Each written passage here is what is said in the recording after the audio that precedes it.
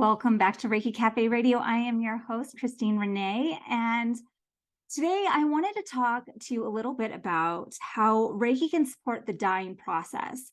So on Saturday, just a few days ago, I was at a death and dying conference put on by the Mountains of Courage organization here in Bozeman, Montana. And so it was a full day program, primarily for social workers and therapists and nurses to get continuing education credits.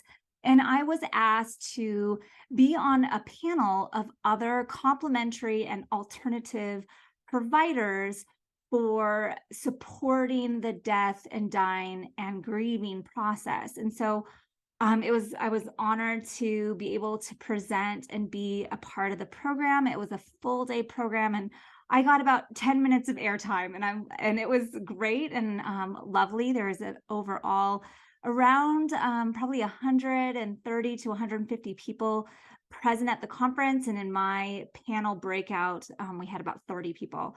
And so going through the whole day, talking about death, talking about the grieving process, it made me reflect back on all of the clients I've had over the years where I was able to support clients who were in the process of dying, as well as those around them in the grieving process. And so this question has come up over the years of how to kind of be a death doula, how Reiki can support the death process. What does that look like? And so I thought, well, there's not a better time to have this conversation than now, because it's all fresh from being part of this conference. And so just a lot of gratitude for Mountains of Courage for having me at their conference. It's a nonprofit here locally to support those in the death and dying process, and they just did a really excellent job at putting a conference together. Very well done. And so as I'm in my last Q&A session with Dr. O'Connor, who is the author of The Grieving Brain, a neuroscientist, I was reflecting. I was taking notes on the little notepads provided and reflecting. I've been to more funerals than weddings, and I've attended more births than death. What does that mean? I've lost loved ones to suicide, to cancer, old age, and have supported clients through miscarriage and abortion. I've been to, I can remember, one of the things in the conference that came out was that the majority of people under the age of 40 haven't been to be present with a dying person. And I was like, oh, been to numerous. I'm writing down my list of all of the people who have died in my life and really recognizing that it started at a very early age. And I remember being 8 years old and having a family friend was dying, the process of dying from lung cancer. And family was sitting around our kitchen table, and some of his family was there as well. And they were just having a private conversation, supporting one another as their anticipation for this man's death. And they were talking about how he was seeing angels, and the angels were trying to convince him to cross over, to go with them. And I was 8 years old, maybe 7, and hearing this conversation, I was like, we're not supposed to talk about angels. Like, that was my impression as an 8-year-old, that we're not supposed to talk about that. And everyone kind of tilted their head at me and like, yeah, it's okay. This is a safe place to have these conversations and be open about it. And that memory stuck with me for it, just ingrained in my brain. I after the conference, I called my mom, like, do you remember having that conversation? And she's like, no. But it was this event that, in my perception of the world, growing up Catholic, going to public school, having these institutions in my life, that we were supposed to keep our what we see a secret. And they were trying to give me proof that it was safe to let people know it's okay to see angels. And so that was one of my earliest memories of witnessing family members grieving. And then a few years later, the most really impactful as a child, I had a death at age 12. My best friend's father died of cancer, and um, it was really hard because I thought in my 12-year-old brain that if you went to the hospital, they were going to cure you and you were going to come home. Like I just thought that's the way the world worked.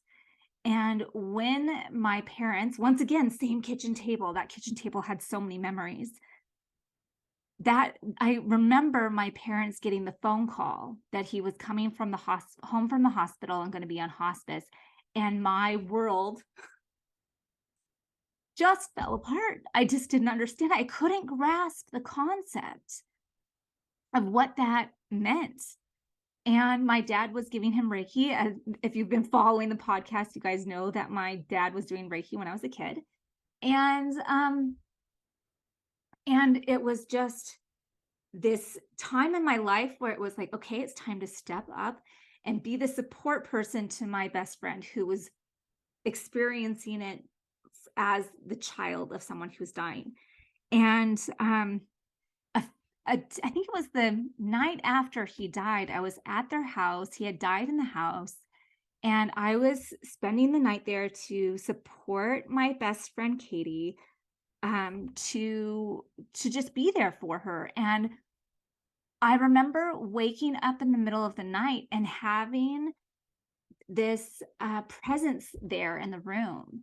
And it was her father, and he was just looking at me, and he gestured to my best friend, and the feeling that overcame me was this: I'm passing this responsibility on to you, and not in the heavy way, but more of in gratitude and in light.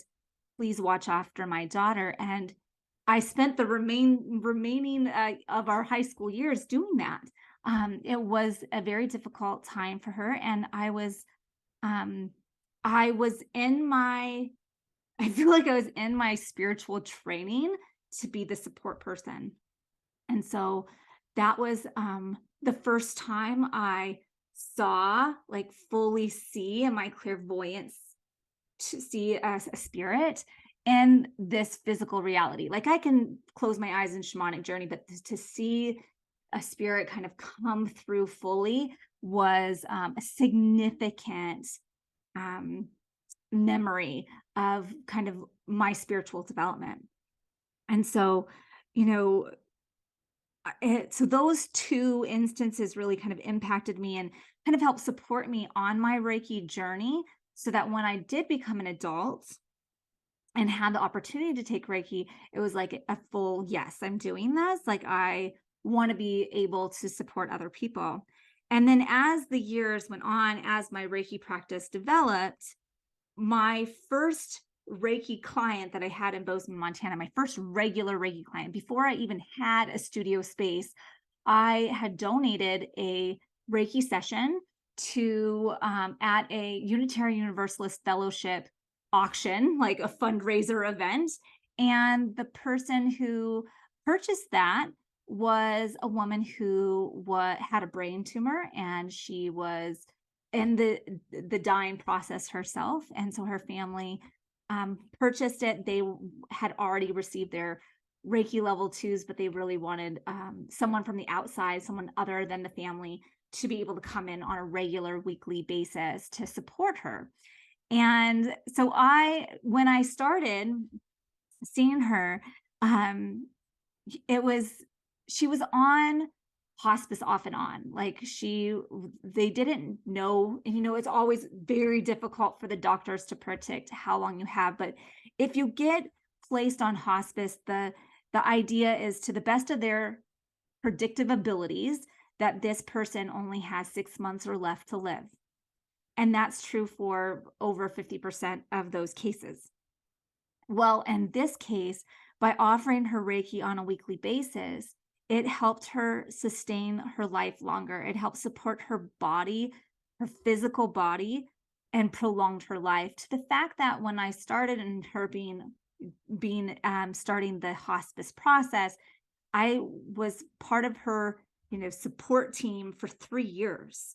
She was off and on hospice. And so this is just a direct evidence of how Reiki can support the dying process, is that it can support the body and coming into balance to help sustain a longer life. And if that is what is for the highest good of the client, that's what will occur. So let's say there's some, for her, it was her brain processes were starting to shut down. And so that was able to help support her so that she could maintain her linguistic skills. It helped her be able to find the balance, like the physical balance, so that she wouldn't fall over and didn't need as much care. Those are the types of things that I really remember her having significant support with through the Reiki. And so, the Reiki sessions themselves, I was in her home. I was welcomed into the healing space. Oftentimes, as I was there at the same time of her music therapist from provided by hospice. And it was very serene. It was very supportive. It was very healing. And she enjoyed the sessions. And so it just helped maintain the quality of her life to have those sessions. And oftentimes her family members would let me know that after the session for a day or two, she was able to be more talkative and more present. And so that was it was just really lovely to be a part of that process. And when she did finally leave her body, it was I feel like I really grieved that one. And I'm not sure exactly why. I think it was just being so involved and loving and becoming kind of part of the family members. I just loved the family. The family really enjoyed the Reiki and my support, and I love doing it. And I still do. I still enjoy what I do so much, and to be able to be present with someone as they surrender their vital force, life energy, and their physical body, it's an honorable time to be a part of. And so that's kind of when Reiki and helping those in the dying process really started for me. And I feel like in my own journey, the types of clients that show up are very specific. It's like I get a group of this one type of thing, and that's what I'm going to work on for 6 months. And so for this kind of kickstarted a me working with the death and dying. So at the time I was working as a CNA and, basically filling shifts that hospice care couldn't. And sometimes that meant I was able to do some Reiki and sometimes not. But then what happened is, as my own grandparents were becoming of that end of the life phase, I kind of became the person in the family to take care of these things. And I enjoyed that. I really find a lot of ease and comfort in communicating with the other side. And so I was able to step forward when I had grandparents or other family members in the death and dying process. And I want to kind of feel our way into that, of going, what does it look like and how diverse Reiki can look in this process of dying. Sometimes it's helping the client, that the person who is in the dying process, and sometimes it's very much for the family members and helping to relay messages to them so they know how to support the client, the dying person, to the best of their ability.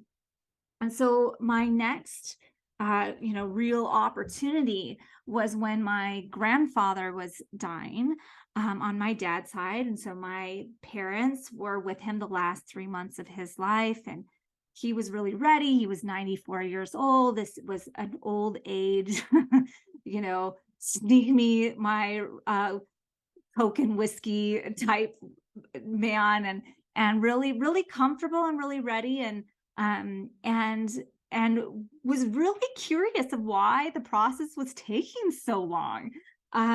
He was emotionally ready and just waiting for his physical body to stop. And so when he was towards the end of his life, at the very, very end, so my parents would often call me and go, "Hey, can you tune into grandpa and ask this question for us?" Or in the beginning of when they were like, "Okay, we need to get him home safely so we can go on to hospice." They were like, "We can't let him out because he can't use the bathroom on his own. His liver is failing. Like, we're not sure how the transportation is going to work." And so I did a session on him specifically for his liver and his urinary system. And he, without anyone in the room, got up and used the restroom and was like, sat up like he was healthy again for a moment and was like, "Okay, I'm ready to go home now." Because that was his primary objective, was, I do not want to die in the hospital. And so once he got home and he was getting towards the end, um, my parents, sometimes he became nonverbal, like he wasn't communicating very easily, and my parents wanted to know what they could do to support him. And so I remember one time my parents were like, "Do we need to call a priest? Does he want his last rites read?" And I'm like, "Great question. Let me go check." So I do a distance Reiki session like you typically would, with the distance Reiki symbol. And as a shamanic Reiki practitioner, I'm able to set an intention to ask for messages or to speak with this individual's higher self and go, what do I need to know to relay to the family members? And that occurrence was very much like, no, he didn't feel like he needed a priest, but what he would like is the rosary read. So I come from a long line of Catholics. And so I was like, okay, noted. He wants the rosary to be part of his dying process, that we can get that covered. What else? And what he showed me, what I saw, was that there was this dog, or this dog waiting for him on the other side. And I was able to come back to my parents after the session and relay the message and describe this dog to them. I had never seen him before in physical reality. And my dad was like, "That was the dog that we had when I was a kid. He loved my father. Like that's his dog." And I was like, "How long ago was that?" He's like, 30, 40 years ago. I was like, "Great, this dog is ready to be there to help him transition." But from the description, they knew exactly who that dog was. And it gave comfort to my parents knowing that he had others on the other side waiting for him. So not only did I see his wife, who had passed earlier, my grandmother had passed earlier, years before, she was waiting, this dog was waiting, and I could relay that information that gave comfort to the family.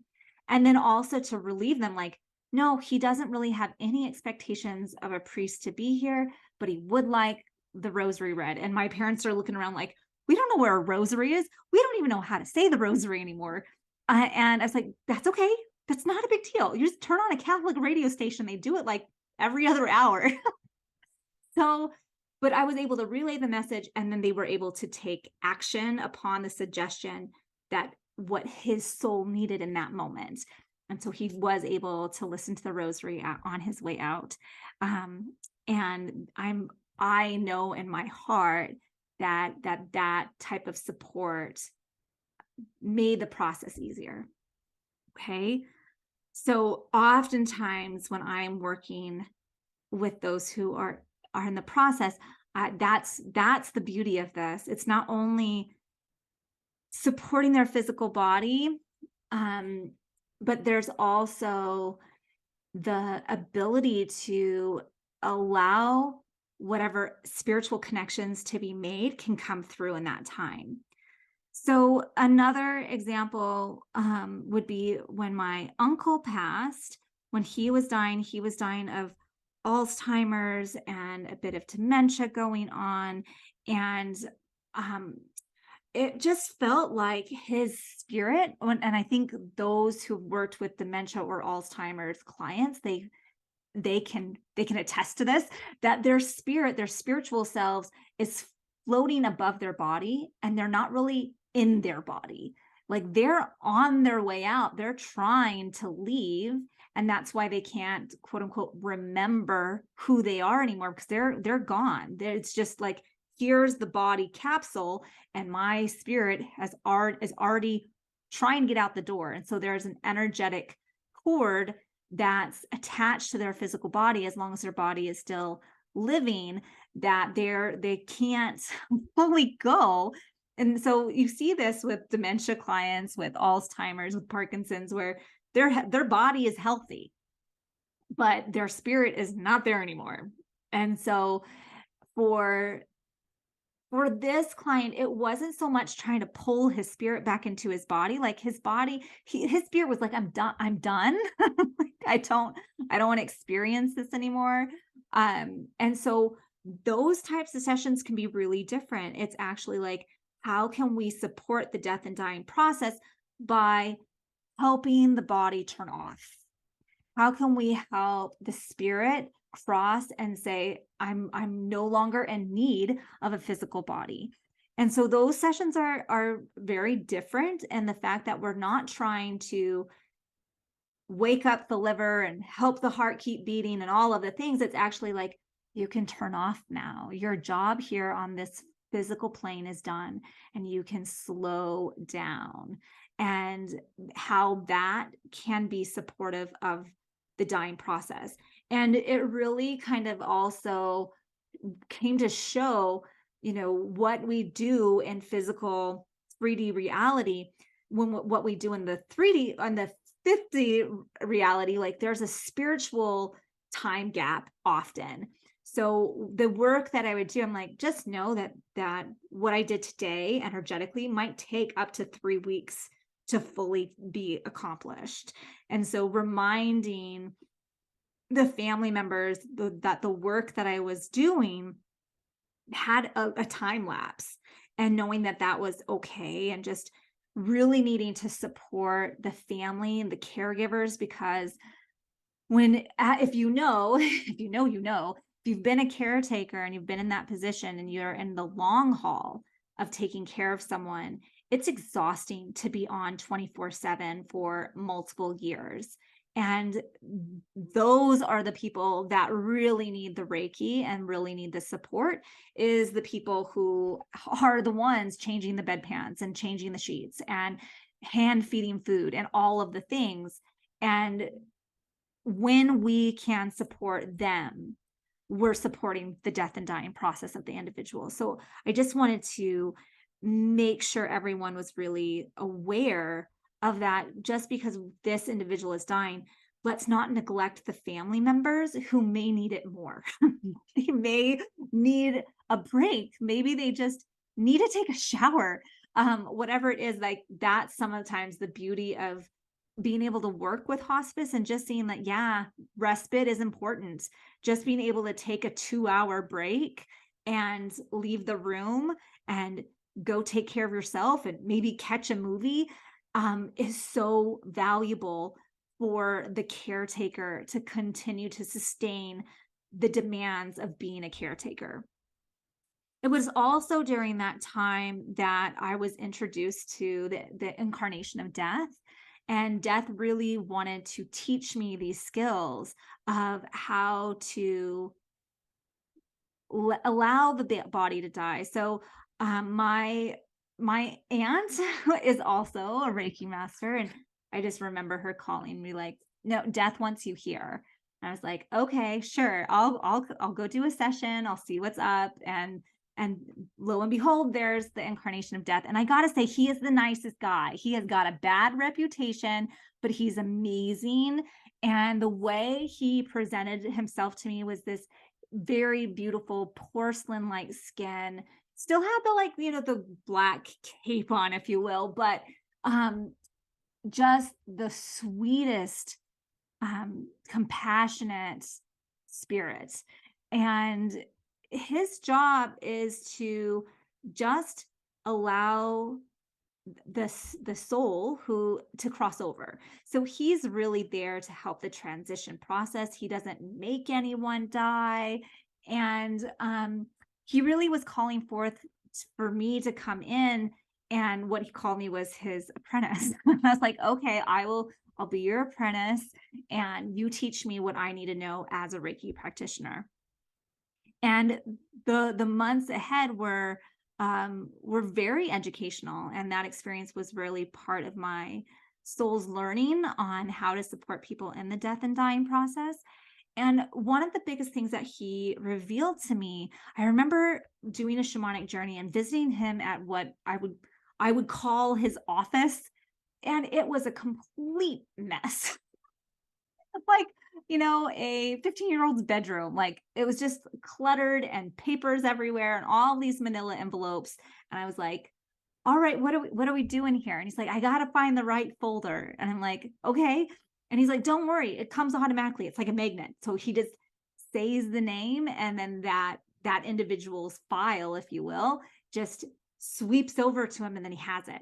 I'm like, okay, what are we looking at? And I'm like, so he's showing me my uncle's quote unquote file. And what it is all of his joyful memories. And Death was telling me he only collects the joyful memories. And that's what's important in life, is to experience joy. So big aha moments there, like to focus on the joy and not on the fear, on the worries, on the production, like whatever your situation might be. But he really is like, this is what I care about. It's all these really cool, joyful experiences. And so he was taking out, like he was showing me them. And so he was putting his hand in this envelope and pulling out like old projector slides. That's what it looked like. And maybe it showed up in that way because my uncle did have a projector, and he did love taking photography, and he was an artist. And so I would pull up these slides, and just like you would with negatives from old film, you would hold it up to the light, and you can see what the picture was. So I'm holding it up and looking at it, and it's a little itty bitty movie inside the projector slide. And I was like, those are joyful moments. It was him dancing, it was him singing, it was him painting. All of these things were in the slides. And I just remember going, this is everyone needs to know this. We have to focus on the joy and know that Death is here to remind us of our joyful moments. So when he appears during the death and dying process, it's to support us in our journey and to remember our joyful times here on earth. That's his job. And so I wanted to share that today and today's podcast, because it felt like it made a pretty significant impact to let the family members know, like, his file was full. He had lots of joyful moments. It might not have been the last few years, but he did have a very full life. And just being able to then, as other people in my family grew to old age and passed away, being able to call upon the incarnation of death and just being like, hey, how's it going? How close are we? Is there anything I should let the family know? And just having a spirit to connect with on the other side who could kind of fill me in. And so, like, my grandmother died a few years later, and she I remember her sitting in her chair. Like, I wasn't there. Everything I do for the most part has been distance. And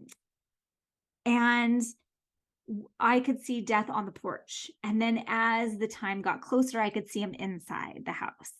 And then he was at the bedside table, and so I could have this visual recognition of, okay, where's Death now and how close it is.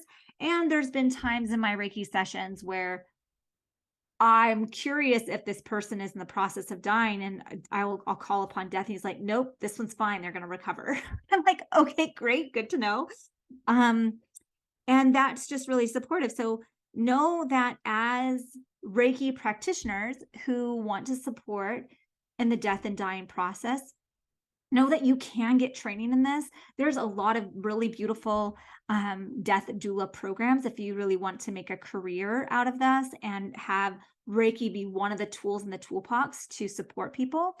And otherwise, I do feel like this is something just to be familiar with, because death is a part of life. Death is just the ending chapter of this lifetime. And so there's nothing to be fearful or scared of in that process. Um, and that can be really really important to keep in mind, to, as a practitioner, going, this is that soul's journey and this is part of their spiritual process and their journey. My journey is my journey and their journey is their journey. And that way we have energetic separation from our clients, the family members, whoever it is, so that they can we can be an outsider looking in and not too emotionally engaged and attached to the process. And when we have this crown chakra point of view, we can see all the beauty in it. We can see the beauty in the surrender of the physical body. We can see the surrender of the family members. We can see the energetic cords of, oh, well, I kind of understand why grandpa couldn't pass super fast, because there was these energetic unfinished business, energetic cords being attached to certain people that he needed to finish up with. And so when you can approach this type of client or these types of, clients, family members, and not be in it, when we can kind of pull ourselves out and see from security camera point of view of going, what all is happening here, it's a lot easier to support the client and the family and not get too involved emotionally. And, the cool thing is like, even when I was at my grandfather's funeral, I could see him on the other side with my grandmother, with the dog.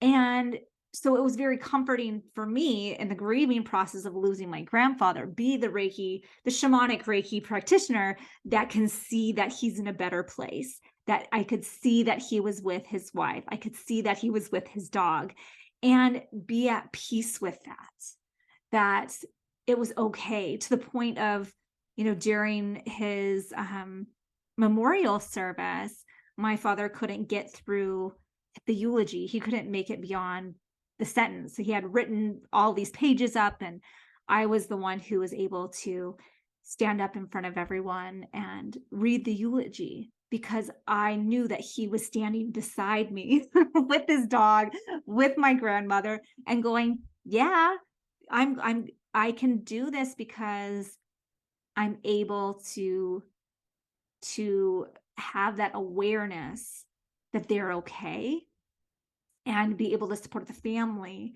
in the way that I like to support the family, right? So if you have offered Reiki during the death and dying process, if you're curious about that, I would love to know what your experiences are like, what your personal experiences and situations have been where Reiki felt supportive. And because oftentimes everything around death and grieving is so not talked about in our culture, in our very Western, culture. We don't process, and I don't think we know how normal it is to experience death, especially since it's become so medicalized over the years. And so if I just want to invite you, if you have a story and you want to share it, the Reiki Cafe community on Facebook, it's just a Facebook group called Reiki Cafe. I welcome you to come and share your story there.